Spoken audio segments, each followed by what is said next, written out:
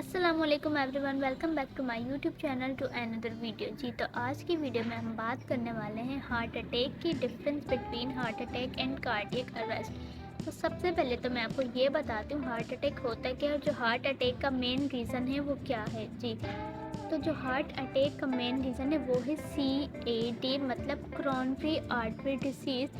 अब coronary artery क्या होती है, तो देखें हमारी बॉडी में बहुत सारे टिश्यूज़ होते हैं और जो हार्ट है वो हमारा मेन ऑर्गन है बॉडी का, मतलब एक पंपिंग ऑर्गन है जो कि ब्लड को पंप करता है। तो हार्ट को अपने फंक्शन परफॉर्म करने के लिए क्या चाहिए होता है, ऑक्सीजनेटेड ब्लड चाहिए होता है, मतलब ऑक्सीजन वाला ब्लड। तो जो करोनरी आर्टरीज़ हैं वो क्या करती हैं, हार्ट तक ऑक्सीजनेटेड ब्लड को पहुंचाती हैं। अब करोनरी आर्टरी डिसीज़ क्या है, देखें जो आर्टरीज़ होती हैं इसमें क्या होता है, प्लाक बिल्डअप हो जाता है। अब आपके माइंड में क्वेश्चन आएगा कि प्लाक होता क्या है, व्हाट इज़ प्लाक। देखें जब कोलेस्ट्रॉल और अदर सब्सटेंसेस बॉडी में डिपॉजिट होने लगते हैं, मतलब करोनरी आर्टरी में, तो उसको हम कहते हैं प्लाक। मतलब क्या होता है, ये करोनरी आर्टरी डिसीज़ हो जाती है, ये बीमारी हो जाती है जो कि प्लाक की वजह से होती है। अब प्लाक क्या हमारी, मतलब जो करोनरी आर्टरी मतलब होती है ना, उसमें क्या होता है, प्लाक जमा होना शुरू हो जाता है, जिसकी वजह से क्या होता है, ब्लड फ्लो नहीं हो पाता और ब्लॉकेज की प्रॉब्लम हो जाती है, जो कि मेन रीज़न बनता है हार्ट अटैक का। ठीक है, तो आगे हम बात कर लेते हैं हार्ट अटैक और कार्डियक अरेस्ट के डिफरेंस की, मतलब इन दोनों के दरमियान क्या डिफरेंस है, अब हम उसको डिस्कस कर लेते हैं। जी, difference between heart attack and cardiac arrest. तो अब हम बात कर लेते हैं हार्ट अटैक और कार्डियक अरेस्ट के डिफरेंस की। देखें हार्ट अटैक में क्या होता है, सर्कुलेशन प्रॉब्लम होती है, जबकि कार्डियक अरेस्ट में इलेक्ट्रिकल इम्पल्स प्रॉब्लम होती है।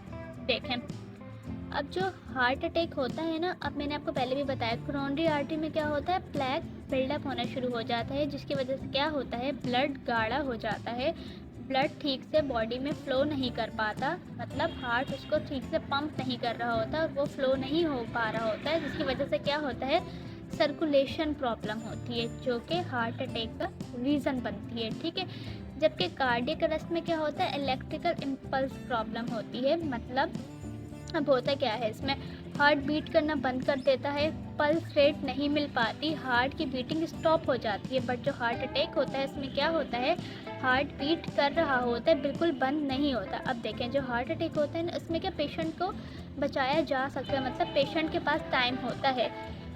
अब वो जो कार्डियक अरेस्ट है उसमें क्या सडन, ये अचानक से, इसके ना कोई सिम्टम शो होते हैं, ये अचानक से होता है, पेशेंट के पास बिल्कुल भी टाइम नहीं होता, with in a minute death हो सकती है पेशेंट की।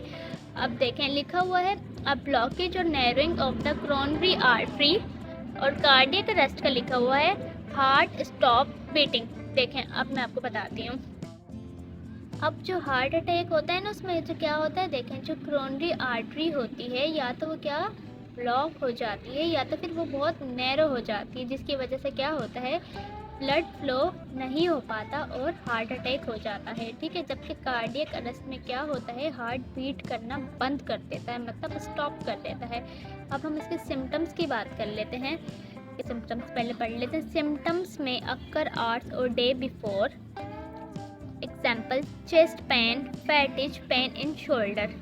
और कार्डियक अरेस्ट की सिम्टम्स की बात कर लेते हैं, collapse, unconscious, no breath, no pulse rate. देखें अब मैं आपको बताती हूँ जो हार्ट अटैक के सिम्टम्स होते हैं उसमें क्या होता है, वो मतलब या तो फिर ना वो घंटे पहले या तो फिर एक दिन पहले ही नज़र आने लग जाएंगे पेशेंट को। तो उससे क्या होगा, मतलब शोल्डर्स में पेन होने लगता है, चेस्ट में पेन होने लगेगा, सांस लेने में प्रॉब्लम होगी।